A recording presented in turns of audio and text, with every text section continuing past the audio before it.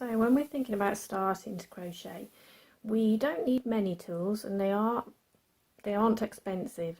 The main things that you're going to need is some yarn and a hook. Now the important thing to look at is that there are different sizes of yarn. You can see here I've got some quite small what we call DK yarn, which is quite a narrow yarn and give you quite a fine fabric, and it works right up to this very chunky, bulky, super bulky yarn, which is called a size 6 yarn.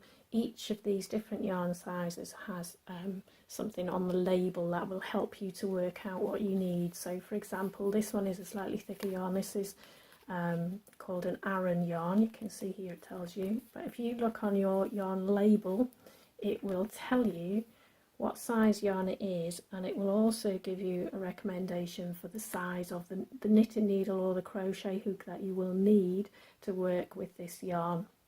Now you don't have to work with that exact size, this is just a recommendation. So if you're wanting to make a loose drapey fabric, you could certainly go up a size and use maybe a 6mm yarn with this hook with this yarn, or you could go down slightly smaller if you were wanting to make something very dense, such as a dishcloth or a cushion cover or something like that. So you know what size hook to look for. The other thing is what material you might want to use. You can see here I've got some hooks of different sizes and different materials, which range from these teeny tiny 0.5mm hooks that I use for working lace. Very rarely used, but they've come in a set that I ordered when I first started to crochet, so I've hung on to them. I haven't actually used these ones yet. And these ones are made of aluminium.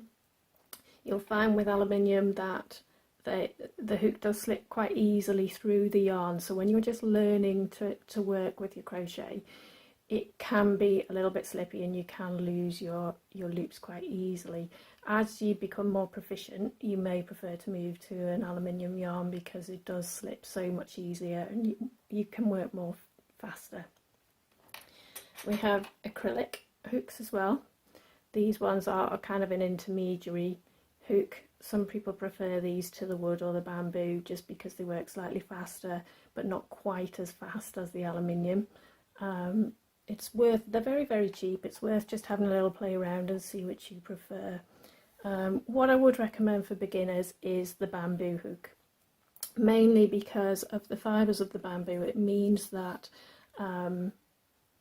it hangs on to, there's less slip on the hook, so it does hang on to the yarn better, and you're less likely to drop your hook. I would also recommend that you start with some chunky yarn and you start with a chunky hook, simply because it helps you to be able to see how your stitches work up. This is what we're going to work through over the next few classes. And you can see here, because we've worked it in chunky yarn, it's easy to see how the different stitches look, and it also helps you to work out different parts of the stitch as well. You can see the stitches very easily, and it can help you to see where to insert your hook, which can be a bit difficult if you're using a finer yarn. It can be a bit more difficult to see where you need to put your hook.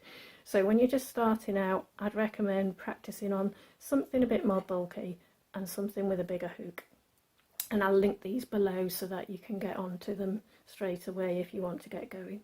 The other things that you might need eventually when you've finished your first project are a tapestry needle, so you can weave in your ends. These are pennies. You can get these on Amazon, you can get these on Lovecrafts. I will put a link on for you. You may need a stitch marker when you start to work on other projects, and these can be handy for marking the edge of your work as well. If you're not sure where your first stitch is going to be when you turn your work, I could recommend just marking your first stitch with a stitch marker, so when you get to the end of the row you know where to insert your hook. And of course you'll need some scissors for when you've finished and you want to get a neat edge to your work. Okay, so shall we have a look at how to start crocheting?